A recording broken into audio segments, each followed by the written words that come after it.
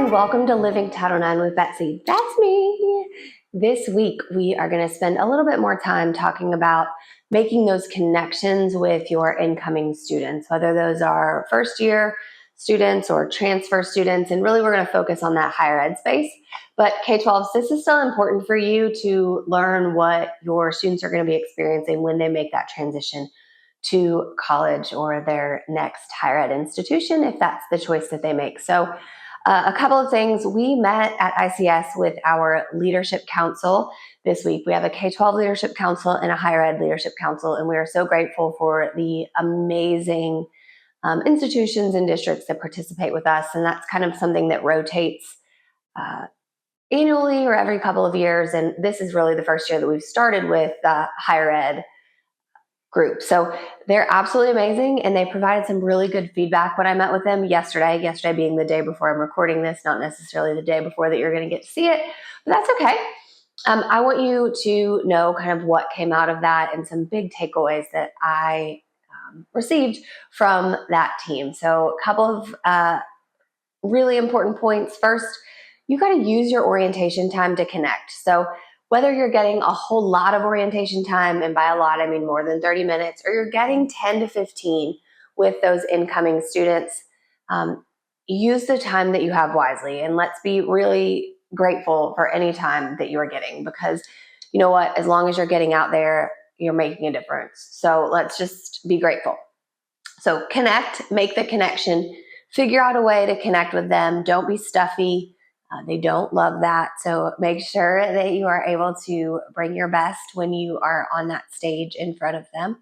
The smaller we can make the group, the better, but obviously I know they come in large chunks to you.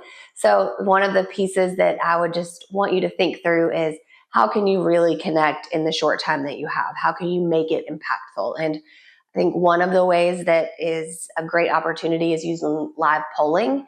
Don't always want to make them have to talk. It's sometimes fun when you can go around with that microphone and they're going to talk with you or ask some questions, but do that if you can, but also add in those extra polls so that they can scan a QR code, ask some questions or answer some questions, and then maybe provide some questions for you to answer later. So do that.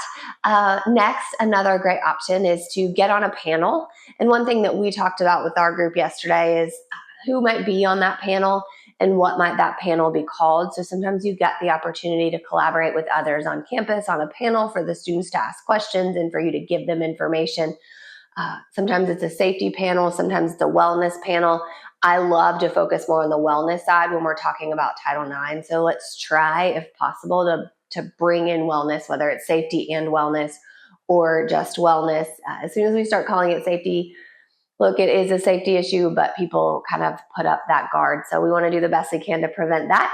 And then another good tip is to make sure that you're putting the focus on the person sitting next to them and not the individual themselves, because oftentimes when we hear something bad that might happen to us or something scary, like we pretend, oh, never in a million years will that happen to me. And myself included, I would love to say that if you tell me something bad's going to happen, I'm going to be like, nope, not to me. Don't even need to listen. It's like when you get on that airplane and they tell you all the safety mask and stuff like that until they say, make sure you get the person next to you, like get yourself and then the person next to you, then they have my undivided attention, because I'm like, how am I going to help that person? In the same way, have your students look at each other. Who's sitting next to you? They probably don't know that person, or if they do, it's a new friend, unless they're coming to college with some friends. But have them look at that person and say, how are you going to be a good bystander for them? Or how are you going to be a good resource for that person if they need you moving forward? So kind of a way to deflect from individual impact and connect them with another person. And we like to help others. So again, that's helpful for others, but it's also helpful for me, the individual who might be hearing it. If something happens to me, I've already remembered or learned what might be happening because I know how to help someone else. So, or what I might need to do as my next steps because I've learned how to help someone else. So another big and important piece that I want to focus on with you is, if you can get in front of parents, make sure that you do that. have that opportunity to talk with parents and guardians, the adults who are coming with the students to your campus, and talk with them about your office, and not in a scary way, but we are a support for your student, and we want you to make sure that you know that. We were talking, one of our coordinators, actually Brittany, who works with ICS, told us that when she was a coordinator on campus, she handed out postcards, and there were postcards to parents and postcards to students, and it was like a hello from X university, and then we miss you at X university. So like, we miss you, parents, send a little note to your kiddos send a little note home. But then it was also just kind of labeled with the Title IX office or the care office or whoever it was that they were connecting with at the time. So had that information on there as just a quick reminder, hey, these people care about me. So that's really what I wanted as a big impact for you as you're going into this orientation season. Just make sure that you are connecting, make sure that you are having that impact. Oh, one more thing before I go. You can't cover it all in one session. Like, remember, you can't cover everything. So highlight the big stuff, highlight the prevention stuff, highlight the bystander stuff, and highlight their connections. How are you going to connect with them? Or how are they going to connect with you if something's wrong? Because again, you can't hit it all.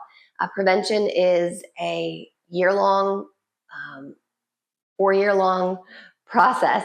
So we don't expect you to get it all out there at orientation. And we also know that your students' minds are also thinking way outside of just sitting there in that moment. They're thinking about what they're going to do after, or how long this day's been, or how overwhelmed they are registering for classes, things like that. So you're not going to get complete attention. So, remember that you need to meet them at different places throughout the year as well. Okay, connect, meet them later, use polling, connect with their parents as well. And find some ways that you're going to be able to get back with them throughout the year. So that's all I've got for you today.